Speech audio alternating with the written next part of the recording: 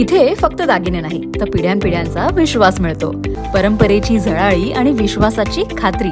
Kailas अडगावकर jewellers, Datta मंदिर bus stop, Nashik road. Satpur येथील बजरंग दलाच्या कार्यकर्त्यांच्या जागरूकतेमुळे सुमारे 500 किलो मांस सातपूर पोलिसांनी जप्त केले असून संबंधितांना अटक केली आहे.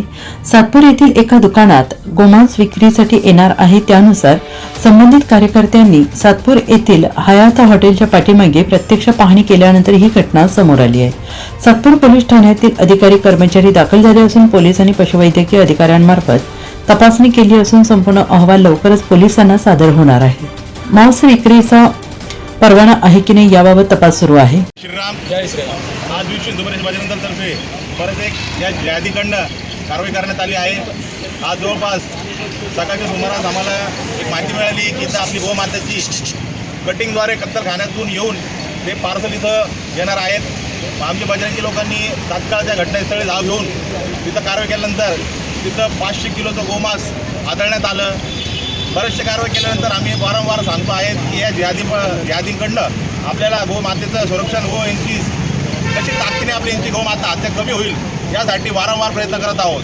तरी आपण प्रशासनाला विनंती करतो आणि पोलिसांना पण आम्ही पाठपुरावा त्यांचा चांगला झालाच आहे. 112ला कॉल केल्यानंतर ते तात्काळ आल्यानंतर डॉक्टरची टीम पंत करून व पंत सॅम्पल घेऊन त्यांनी आपल्या पोलीस स्टेशनला आणण्यात आलं आहे. आणि आपले जेवढे बजरंगी लोक आहेत अक्षरशः यांनी मेहनत घेतली आहे आणि आम्हाला इथे स्थानिक नगरसेवकांनी आपल्याला त्यांनी आश्वासन दिलं आहे की उद्या अतिक्रमण येऊन त्या सगळ्याची कत्तलखान्याची आहे ते उद्ध्वस्त करून आणणार आहे.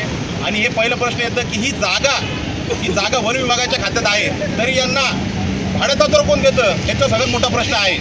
तर याचं पण दखल माननीय माझे अधिकारी कलेक्टर साहेब व पोलीस प्रशासन व अधिकारी यांना वारंवार निवेदन करतो की याच्यावर तात्काळ दखल घ्यावे की जो विना अधिकृत जे कोंबड्याचं दुकान म्हणा, बकराचं दुकान म्हणा व कत्तलखानी याच्यावर कठोर कारवाई करून हे उद्ध्वस्त करायला पाहिजे. तिथं एक स्थानिक आपलं ग्रामदेवताचं मंदिर आहे सातपूर शहरामध्ये देवीचं, तर तिथं आपल्या मातेचं मंदिर आणि त्याच्या मागं लागून कत्तलखाना हे एकदम दुर्दैवी बात आहे की इथं पहिलेपासूनच हे आपलं ग्रामदेवता मंदिर असून याची कत्तलखान्याची याच्या मागचे कोण मेन मोहरके आहे त्यांना पण धरून त्यांची धिंड काढून नाशिकचा बालेकिल्ला, काजच बालेकिल्ला हे दाखवलं पाहिजे याची विनंती करतो. आणि प्रशासनाला विनंती करतो की याच्यावर कठोर कारवाई करून आणि यांच्यावर मोक्याची कारवाई करण्यात आली असेल तरी आमची हिंदू संघटना मार्फत व सकल हिंदू समाज आपले जेवढे विश्वहिंदू बजरंग यांच्या माध्यमातून मोक्याची कारवाई लवकरच करून यांच्यावर कारवाई करण्यात यावी. यावेळी संबंधित ठिकाणी एका जागृत देवीचं मंदिर आहे, त्या समोर एक नॉनव्हेज हॉटेलचं दुकान आहे.